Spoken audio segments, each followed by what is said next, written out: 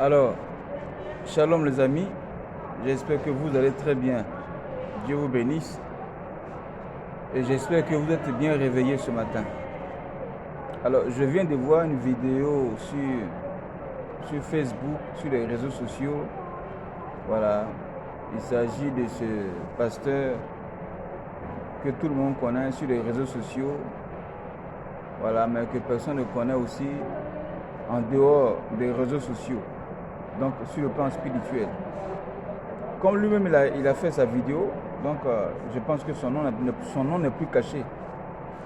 Il s'agit du pasteur, du soi-disant pasteur Makoso Camille. Alors dans sa vidéo, il était en pleurs, voilà, et il parlait à sa sœur, Lolo Beauté, qui devait prendre soin de ses enfants, voilà, si jamais quelque chose arrive et qu'il ne vit plus, qu'elle prenne soin de ses enfants. Et qu'à cause de sa réussite, il a beaucoup d'ennemis qui en veulent à sa vie. Alors, j'aimerais dire ceci. Voilà, Makoso Camille, moi je l'ai connu depuis 2007 dans une église où il était venu prêcher. Je faisais partie de cette église-là.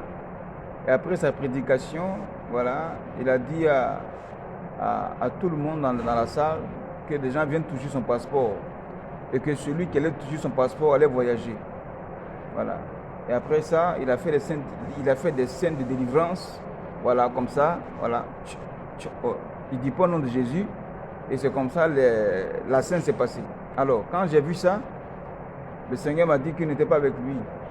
Et en 2008, voilà, fin 2007, pour entrer en 2008, le pasteur avec qui je servais, je lui ai dit que je ne croyais pas au ministère de Makoso Camille et qu'il allait faire la prison. Alors effectivement, en 2009, il a fait la prison. Voilà.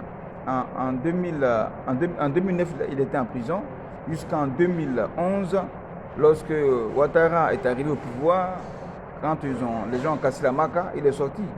Voilà.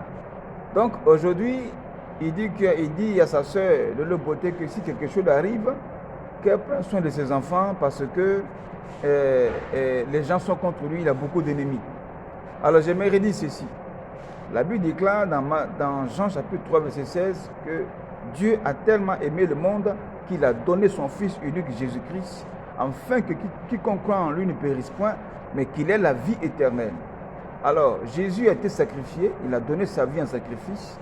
Jésus est mort à 33 ans, dans un âge bien limité, voilà, qui révèle le chiffre 6.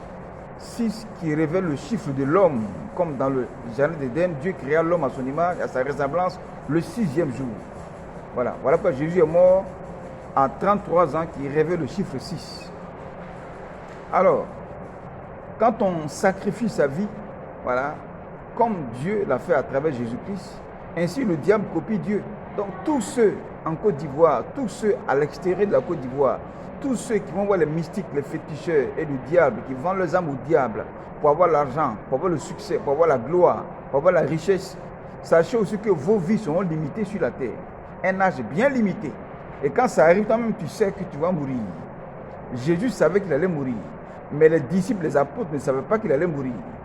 Voilà. Eux refusaient sa mort, mais lui, il savait qu'il allait mourir. Donc si toi, Makoso Camille, tu sais que tu vas mourir, c'est que tu sais quel sacrifice, quel pacte tu as fait. Mais n'accuse pas les ennemis en disant que tu as beaucoup d'ennemis. Tu n'as pas d'ennemis. Celui qui s'attache au diable, la Bible déclare que Satan est l'ennemi de Dieu. Dans Jacques chapitre 4, verset 4, il dit Dieu a tellement aimé le monde qu'il a donné son Fils unique. Jacques 4, verset 4, il dit celui qui aime le monde sera ennemi de Dieu. Celui qui aime le monde sera ennemi de Dieu. Donc, si tu t'attaches au diable, qui est l'ennemi de Dieu, sache que toi-même tu deviens ennemi de Dieu. Donc, Satan peut être ton ennemi, ça devient ton ami. Donc, quand tu dis que tu as des ennemis qui veulent à ta vie, qui est l'ennemi qui veut à ta vie? Toi-même déjà tu t'es attaché au diable, à l'ennemi de Dieu. Donc, sache que tu t'es attaché à l'ennemi il y a très longtemps. Donc, Satan n'est plus ton ennemi. Si l'heure est arrivée pour que le pacte, le sacrifice que tu as fait, ou bien les sacrifices que tu as fait, le sang que tu as coulé, réclame ton âme, Satan n'est plus ton ennemi. Ce qui doit se faire, c'est ton ami qui vient te prendre. Amen. Voilà. Quand les hommes ont gardé leur alliance jusqu'à la fin de leur jour avec Dieu, lorsque la mort arrive, les véritables enfants de Dieu voient les anges venir les chercher et ils sont heureux de partir. Ils ne pleurent pas. Mais quand un homme pleure avant de mourir, c'est qu'il sait le coût du sacrifice qu'il a fait. Il connaît la douleur du sacrifice qu'il a fait. Il sait où son âme s'en va. Il voit la mort éternelle. Il voit l'enfer. Il voit le danger. Voilà pourquoi il pleure.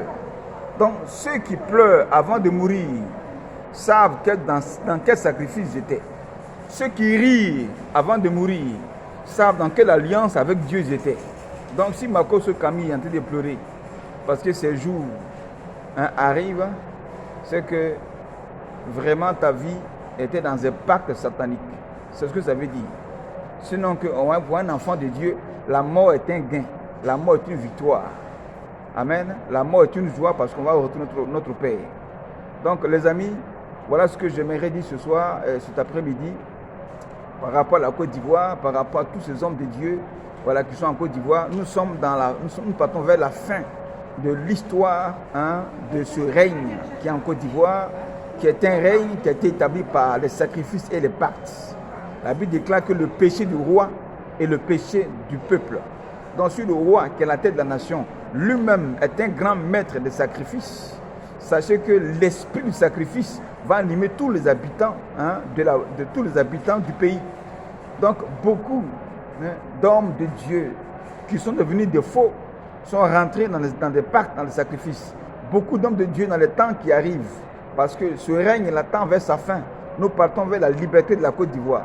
Donc, dès que celui qui est la tête va partir avec ce sacrifice, sachez que tous ceux qui l'ont copié dans les sacrifices, dans les pactes, partiront comme lui. Donc, c'est ce temps-là qui s'annonce sur la Côte d'Ivoire. Tous les féticheurs, les mystiques, aussi vont disparaître. Tous les brouteurs, les jeunes gens qui ont vendu les âmes au diable aussi vont disparaître. Tous ces faux pasteurs aujourd'hui qui sont dans les pactes, la franc-maçonnerie, le sacrifice de sang, tout cela aussi, leur temps est arrivé de partir. Voilà pourquoi Makoso Camille est en train de pleurer. Donc, Makoso Camille, voilà, la Bible déclare dans Jacques chapitre 4, verset 4, que celui qui aime le monde sera ennemi de Dieu. Voilà, donc Satan étant l'ennemi de Dieu, tu as décidé volontiers de t'attacher à lui. Donc sache que tu n'as pas d'ennemi. Ton ami Satan vient te chercher, il faut dans la joie de partir. Mais ne pleure pas. Voilà. Si tu sais que tu as péché contre Dieu, l'heure est arrivée aussi de te repentir. Il faut te repentir. Si tu sais que tu as péché contre Dieu et que ton âme va en enfer, il faut te repentir. Sinon que là, tu es en train de pleurer. Ce n'est pas normal que tu pleures si tu es un pasteur. Et que l'heure est arrivée pour toi pour que tu quittes ce monde, tu devais être dans la joie. Mais pourquoi tu pleures? Il faut te repentir. Alors les amis, shalom à vous. Et que Dieu vous bénisse.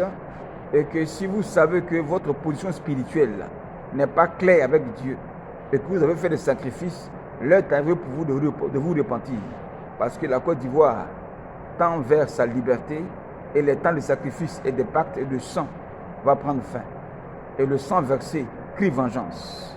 Donc shalom à vous et que Dieu vous bénisse. Amen.